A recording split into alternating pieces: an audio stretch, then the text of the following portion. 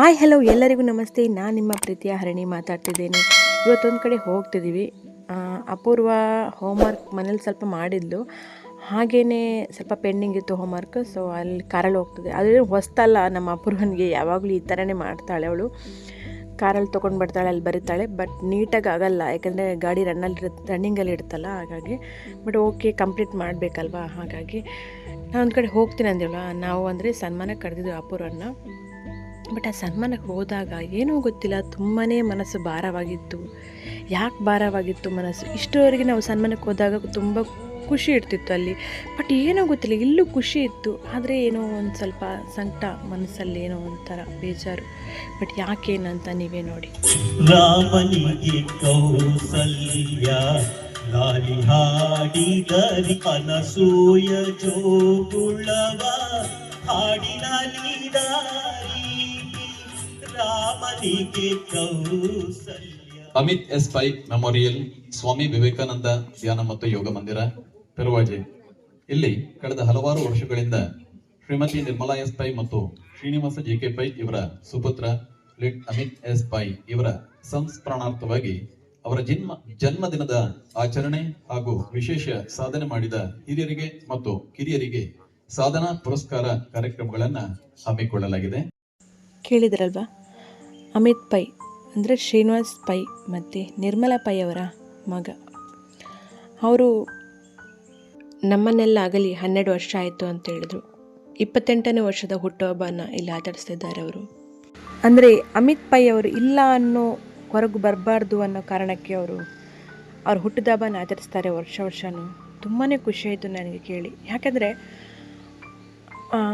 ಕೆಲವು ಮಕ್ಕಳಿಗೆ ಅವರ ಪ್ರತಿಭೆಯನ್ನು ಗುರುತಿಸಿ ಸನ್ಮಾನ ಕಾರ್ಯಕ್ರಮ ಹಿರಿಯರಿಗೆ ಕಿರಿಯರಿಗೆಲ್ಲ ಇಟ್ಟಿದ್ರು. ಅದರಲ್ಲೂ ಕೆಲವು ಮಕ್ಕಳು ಎಲ್ಲ ಬಂದಿದ್ದರು. ಆ ಮಕ್ಕಳ ಕೈಯಲ್ಲಿ ನಿರ್ಮಲಾ ಪೈ ಅವರು ಆ ಮಕ್ಕಳ ಕೈಯಲ್ಲಿ ಉದ್ಘಾಟನೆ ಮಾಡಿದರು. ಅಂದರೆ ಆ ತಾಯಿ ಆ ಮಕ್ಕಳಲ್ಲಿ ಅವರ ಮಗನನ್ನು ನೋಡಿದರು ಅಂತ ಹೇಳ್ಬೋದು ಅಂತ ಅನಿಸುತ್ತೆ ನನಗೆ.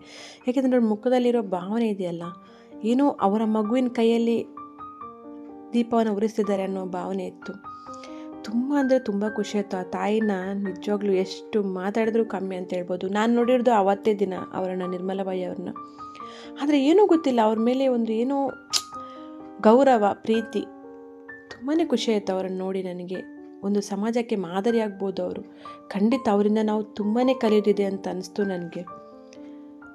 ತುಂಬ ಖುಷಿ ಆಯಿತು ನನಗೆ ನೋಡಿ. ಯಾಕಂದರೆ ಈಗಿನ ಕಾಲ ಎಷ್ಟು ಇದ್ರೂ ಇನ್ನಷ್ಟು ಬೇಕು ಅನ್ನುವ ಒಂದು ಸ್ವಾರ್ಥ ಈಗಿನ ಕಾಲದವ್ರಿಗೆ. ತುಂಬಾ ಪ್ರೀತಿಯಿಂದ ಎಲ್ಲರೂ ಬಂದಿದ್ದರು, ಅವ್ರ ಜೊತೆ ಎಲ್ಲನೂ ಪ್ರೀತಿಯಿಂದ ಮಾತಾಡ್ತಿದ್ರು. ಯಾರನ್ನೂ ಬಿಟ್ಟಿರಲಿಲ್ಲ, ಎಲ್ಲರ ಹತ್ರ ಬಂದವ್ರ ಹತ್ರ ಪ್ರೀತಿಯಿಂದ ಮಾತಾಡಿದರು. ತುಂಬ ಅಂದರೆ ತುಂಬ ಖುಷಿ ಆಯಿತು ನನಗೆ. ನನಗೊಂದು ಅನ್ನಿಸ್ತು, ಅವರಿಂದ ಕಲಿಯೋದು ತುಂಬಾ ಇದೆ ಅಂತ. ಒಬ್ಬರ ಹತ್ರ ₹1 ಇಸ್ಕೊಳ್ಳೋದೆ ಅವರ ಹಣದಿಂದ ಧ್ಯಾನ ಮಂದಿರ ಮತ್ತು ಯೋಗ ಮಂದಿರ ಮಾಡಿದ್ದಾರೆ. ಅದರೊಳಗೆ ನೋಡಿದಾಗ ನಿಜವಾಗ್ಲೂ ತುಂಬ ಅಂದರೆ ತುಂಬಾ ಒಂದು ಮನಸ್ಸಿಗೆ ಸಮಾಧಾನ ಅಂತಲೇ ಆಗ್ತಿತ್ತು. ಅದರೊಳಗೆ ಹೋದಾಗ ಖಂಡಿತ ಈ ವಿಡಿಯೋದಲ್ಲಿ ಹಾಕ್ತೀನಿ ನಾನು. ಯಾಕೆಂದರೆ ನೀವು ನೋಡಬೇಕು, ನಿರ್ಮಲಾ ಪೈ ಮತ್ತು ಶ್ರೀನಿವಾಸ್ ಪೈ ಅವರು ನಮ್ಮ ಸಮಾಜಕ್ಕೆ ಮಾದರಿಯವರು.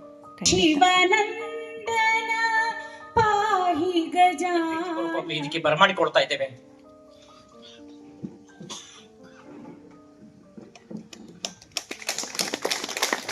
ತಮಗಿದು ಅತ್ಯಂತ ಪ್ರೀತಿಪೂರ್ವಕವಾದ ಸ್ವಾಗತವನ್ನ ವೇದಿಕೆಗೆ ಬಯಸುವುದರ ಜೊತೆಗೆ, ಬಂಧುಗಳೇ, ಕಾರ್ಕಳ ಕ್ಷೇತ್ರದಲ್ಲಿ ಕಾರ್ಯಕರ್ತರ ಬೆಂಬಲದೊಂದಿಗೆ ಅಮಿತ್ ಪೈ ಸಂಸ್ಮರಣಾರ್ಥವಾಗಿ ಅವರ ನೆನಪಿನಲ್ಲಿ 28ನೆಯ ಜನ್ಮದಿನದ ಆಚರಣೆಯನ್ನ ನಾವು ಮಾಡ್ತಾ ಇದ್ದೇವೆ. ಆ ಪ್ರಯುಕ್ತವಾಗಿ ದೀಪವನ್ನ ಪ್ರಜ್ವಲನೆ ಮಾಡುವುದರ ಮೂಲಕವಾಗಿ ಈ ಕಾರ್ಯಕ್ರಮವನ್ನ ಉದ್ಘಾಟಿಸಬೇಕು.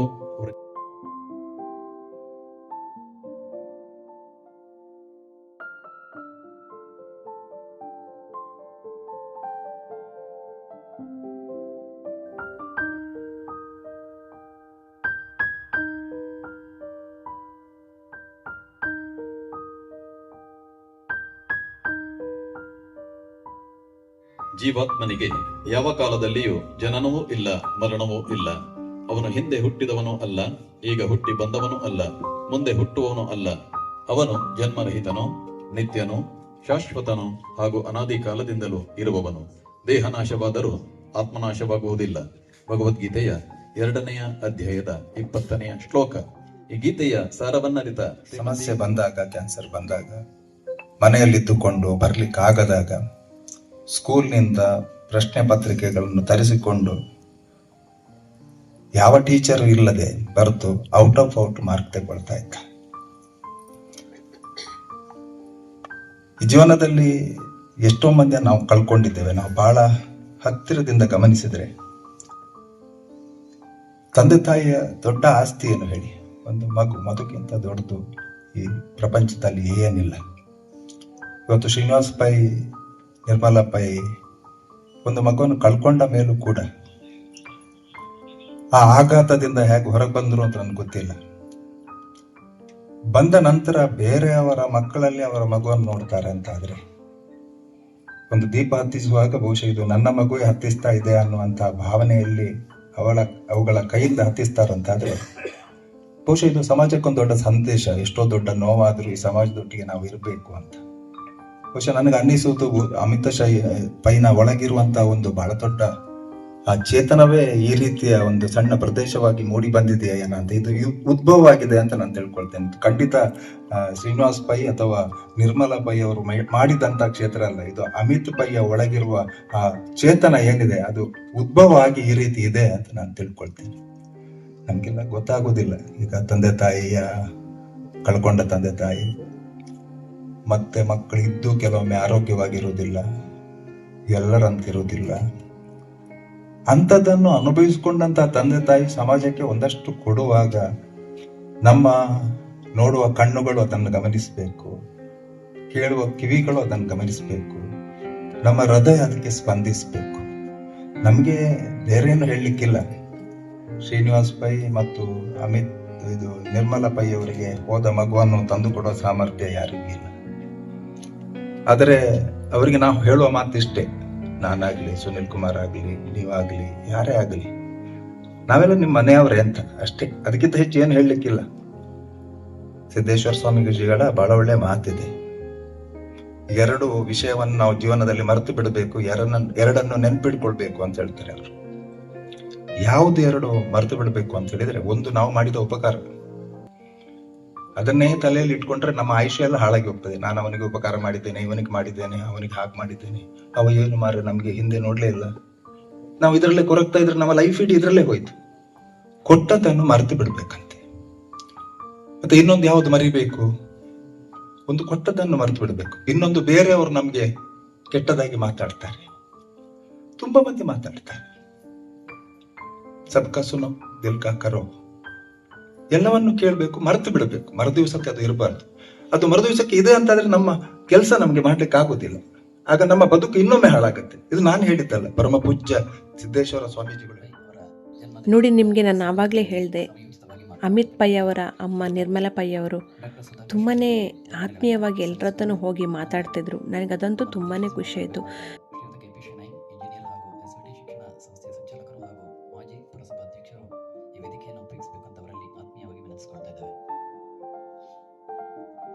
ಜೂನಿಯರ್ ಫೈನಲಿಸ್ಟ್ ಇವರ ಸನ್ಮಾನ ಪತ್ರವನ್ನ ಶಿಲ್ಪ ಅವರು ಓದಲಿಕ್ಕಿದ್ದಾರೆ. ಎಸ್ ಪೈ ಮೆಮೋರಿಯಲ್, ಸ್ವಾಮಿ ವಿವೇಕಾನಂದ ಧ್ಯಾನ ಮತ್ತು ಯೋಗ ಮಂದಿರ, ಶ್ರೀ ಶಿರ್ಡಿ ಸಾಯಿಬಾಬಾ ಮಂದಿರ, ಕಾರ್ಕಳ. ಅಮಿತ್ ಎಸ್ ಪೈ ಇವರ ಜನ್ಮದಿನದ ಸವಿನೆನಪಿಗಾಗಿ ಡ್ರಾಮಾ ಜೂನಿಯರ್ ಫೈನಲಿಸ್ಟ್ ಅಪೂರ್ವ ಮಾಳ ಇವರಿಗೆ ಗೌರವಪೂರ್ವಕವಾಗಿ ಸಮರ್ಪಿಸುವ ಸನ್ಮಾನ ಪತ್ರ. ಮಾನ್ಯರೇ, ಸಾಧನೆ ಎನ್ನುವುದು 50ಕ್ಕೂ ಹೆಚ್ಚು ಬಹುಮಾನಗಳನ್ನು ಪಡೆದು ಎಲ್ಲರ ಪ್ರಶಂಸೆಗೆ ಪಾತ್ರರಾಗಿರುವುದು. ಪ್ರಸ್ತುತ ಕಿಡ್ ಮಾಡೆಲ್ ಆಗಿರುವ ತಾವು ಇನ್ನಷ್ಟು ನೃತ್ಯ, ಅಭಿನಯ ಮುಂತಾದ ಕ್ಷೇತ್ರಗಳಲ್ಲಿ ಸಾಧನೆ ಮಾಡುವ ಕನಸು ಕೂಡ ತಮ್ಮದಾಗಿರುತ್ತದೆ. ಜಿ ಕನ್ನಡದ ಡ್ರಾಮಾ ಜೂನಿಯರ್ ನಲ್ಲಿ ಅಭಿನಯಿಸಿ ಫೈನಲಿಸ್ಟ್ ವರೆಗೂ ಬಂದಿರುವ ತಾವು ಅಮೋಘ ಸಾಧನೆಯನ್ನು ಮಾಡಿ ಚಲನಚಿತ್ರದಲ್ಲಿ ನಟಿಸಿದ್ದೀರಿ. ತಮ್ಮ ಕನಸಿಗೆ ತಂದೆ ತಾಯಿ, ಅಜ್ಜ ಅಜ್ಜಿ, ಗುರು ಹಿರಿಯರ ಮತ್ತು ಹಿತೈಷಿಗಳ ಪ್ರೋತ್ಸಾಹವೇ ಕಾರಣವಾಗಿದೆ. ಸಾಧಿಸಬೇಕೆಂಬ ಛಲವೇ ತಮ್ಮ ದೊಡ್ಡ ಅಸ್ತ್ರ. ಸೋಲು ಗೆಲುವನ್ನು ಸಮನಾಗಿ ತೆಗೆದುಕೊಂಡು ಎಲ್ಲದರಲ್ಲೂ ಭಾಗವಹಿಸಿ, ಜೊತೆಗೆ ಸಾಮಾಜಿಕ ಕಳಕಳಿಯನ್ನು ಕೂಡ ಹೊಂದಿಕೊಂಡು ಸಾಧನೆ ಮಾಡುವ ಹಂತ ಸಾಗುತ್ತಿದ್ದ ತಾವು ಪ್ರಶಸ್ತಿಗಳ ಮಹಾಪೂರ ತನ್ನದಾಗಿಸಿಕೊಂಡಿರುವೆ. ಈ ಮುಗ್ಧ ಮನಸ್ಸು ಊರಿನ ಕೀರ್ತಿಗೆ, ಜನರ ಪ್ರೀತಿಗೆ ಭಾಜನರಾಗಿರುವುದು. ಸೋಲು ಗೆಲುವನ್ನು ಸಮಾನವಾಗಿ ಕೊಂಡರೆ ಮಾತ್ರ ಜೀವನ ಸಾರ್ಥಕ. ನಿಮ್ಮಲ್ಲ ಪ್ರೀತಿಯ ಆಶೀರ್ವಾದ ತಮ್ಮ ಮೇಲೆ ಸದಾ ಇರಲಿ ಎಂದು ಪ್ರಾರ್ಥಿಸುತ್ತಾ ತಮ್ಮ ಮುಂದಿನ ವಿದ್ಯಾಭ್ಯಾಸವು ಯಶಸ್ವಿಯಾಗಿ ಮುನ್ನಡೆಯಲಿ, ಜೀವನವು ಉಜ್ವಲವಾಗಲಿ, ತಾವು ಕಂಡ ಕನಸು ನನಸಾಗಲಿ, ಅಭಿನಯದ ಕ್ಷೇತ್ರದಲ್ಲಿ ಇನ್ನಷ್ಟು ಹೆಸರನ್ನು ತಂದು ಊರಿಗೂ ಹೆತ್ತವರಿಗೂ ಕೀರ್ತಿಯನ್ನು ತರುವಂತಾಗಲಿ. ದೇವರು ತಮಗೆ ಆಯುರಾರೋಗ್ಯ ಸಂಪತ್ತನ್ನಿಟ್ಟು ಕರುಣಿಸಲಿ ಎಂದು ಹಾರೈಸುತ್ತಾ ಈ ಸನ್ಮಾನ ಪತ್ರವನ್ನು ಅರ್ಪಿಸುತ್ತಿದ್ದೇವೆ. ಶ್ರೀನಿವಾಸ್ ಜಿಕೆ ಪೈ ಮತ್ತು ನಿರ್ಮಲಾ ಎಸ್ ಪೈ. ನೆನೆಸ್ಕೊಳ್ತಾ ಇದ್ದೇವೆ. ಅಪೂರ್ವ,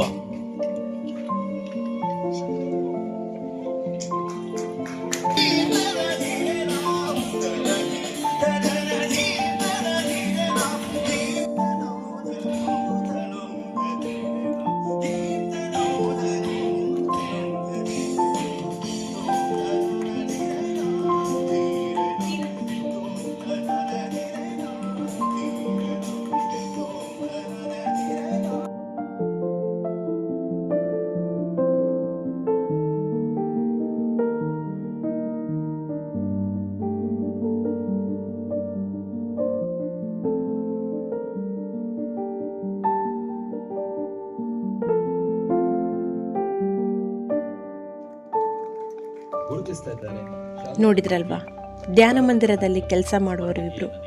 ಬಟ್ ಏನು ಅಂದರೆ ಅವರನ್ನು ಕರೆದು ಸನ್ಮಾನ ಮಾಡಿದ್ರು ಅಂದರೆ ಅವರೇನು ಅಂತ ನಿಮಗೆ ಗೊತ್ತಾಗ್ಬೋದು.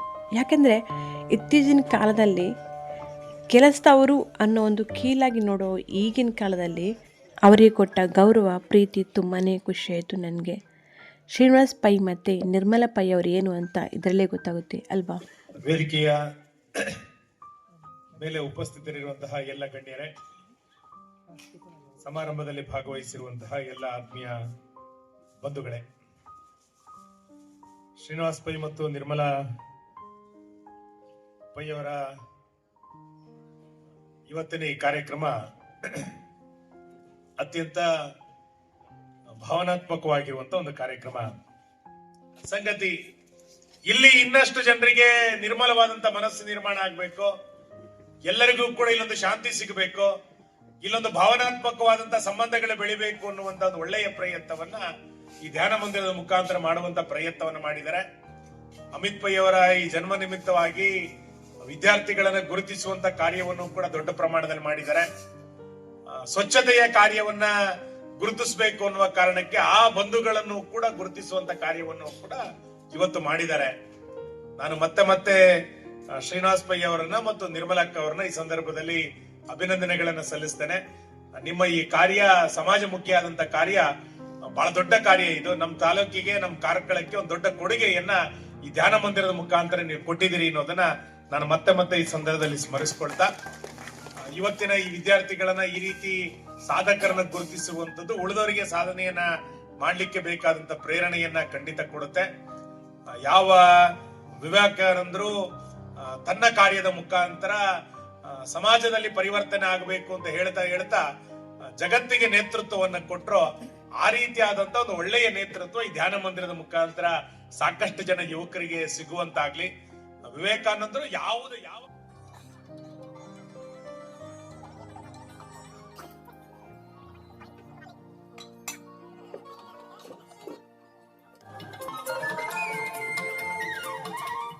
ಮಾನ್ಯ ಶಾಸಕರೇ, ಎಲ್ಲ ಹಿರಿಯರೇ ಹಾಗೂ ವೇದಿಕೆ ಮುಂಭಾಗದಲ್ಲಿ ಆಸನರಾಗಿರುವಂತಹ ಎಲ್ಲ ಸಹೃದಯ ಬಂಧುಗಳೇ, ಈ ಒಂದು ಕಾರ್ಯಕ್ರಮದಲ್ಲಿ ಸಾಧಕ ಮಹನೀಯರಿಗೆ ಹಾಗೂ ಚಿಕ್ಕ ಪುಟಾಣಿ ಮಕ್ಕಳಿಗೆ ಈ ಒಂದು ಶ್ರೀನಿವಾಸ್ ಪೈ ಹಾಗೂ ನಿರ್ಮಲಾ ಪೈ ಅವರು ಅವರ ಸಾಧನೆಯನ್ನು ನೋಡಿಕೊಂಡು ಅವರಿಗೆ ಪುರಸ್ಕಾರವನ್ನು ಕೊಟ್ಟಿರುತ್ತಾರೆ.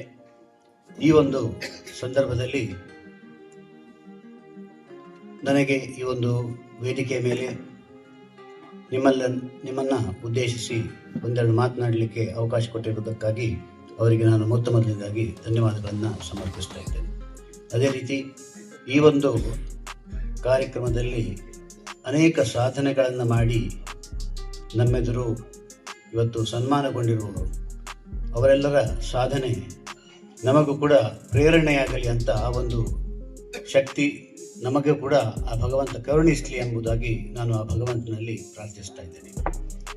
ಅಮಿತ್ ಭಾಯ್ ಅವರ ಈ ಒಂದು ಜನ್ಮದಿನದ ಈ ಸಂದರ್ಭದಲ್ಲಿ ವಿವೇಕಾನಂದ ಈ ಒಂದು ಧ್ಯಾನ ಮಂದಿರದಲ್ಲಿ ಈ ಒಂದು ಕಾರ್ಯಕ್ರಮವನ್ನು ಆಯೋಜಿಸಿರುವಂಥದ್ದು ನಮಗೆಲ್ಲರಿಗೂ ತುಂಬ ಆದರ್ಶಪ್ರಾಯವಾಗಿದೆ.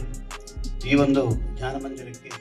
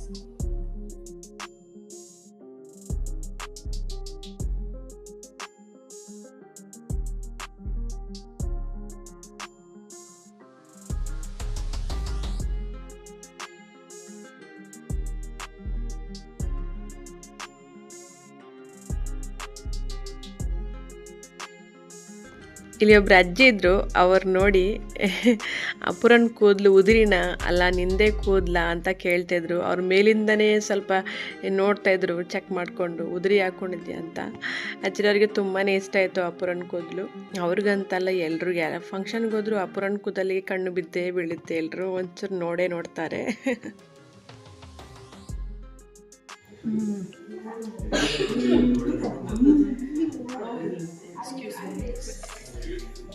ಮತ್ತೆ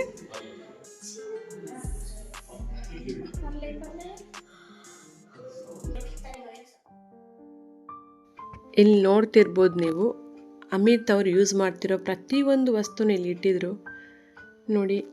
ಅವರು ಸಿಕ್ಕಿರೋ ಮೆಡಲ್ಸ್ ಆಗಿರ್ಬೋದು, ಅವ್ರು ಆಟ ಆಡ್ತಿರೋ, ಅವ್ರು ಯೂಸ್ ಮಾಡ್ತಿರೋ ಎಲ್ಲ ವಸ್ತುಗಳನ್ನು ಇಟ್ಟಿದ್ರು.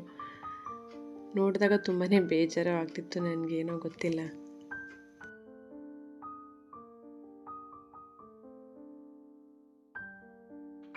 ನೋಡಿ, ಇವರೇ ಅಮಿತ್ ಭಾಯ್. ತುಂಬಾ ಮುದ್ದಾಗಿದ್ದಾರೆ ಅಲ್ವಾ?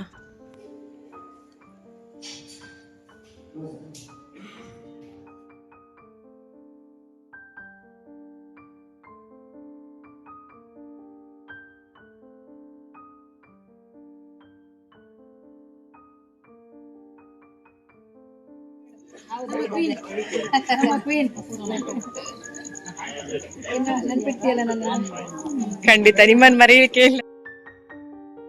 ಓಕೆ, ಇವತ್ತಿನ ಬ್ಲಾಗ್ ಮುಗಿಸ್ತಾ ಇದ್ದೇನೆ. ಯಾರೆಲ್ಲ ನನ್ನ ಚಾನಲ್ ಸಬ್ಸ್ಕ್ರೈಬ್ ಮಾಡಿಲ್ಲೋ ಪ್ಲೀಸ್ ಹೋಗಿ ಸಬ್ಸ್ಕ್ರೈಬ್ ಮಾಡಿ. ಓಕೆ, ನೆಕ್ಸ್ಟ್ ವಿಡಿಯೋದಲ್ಲಿ ಸಿಗ್ತೀನಿ. ಅಲ್ಲಿವರೆಗೂ ಟೇಕ್ ಕೇರ್, ಬಾಯ್ ಬಾಯ್.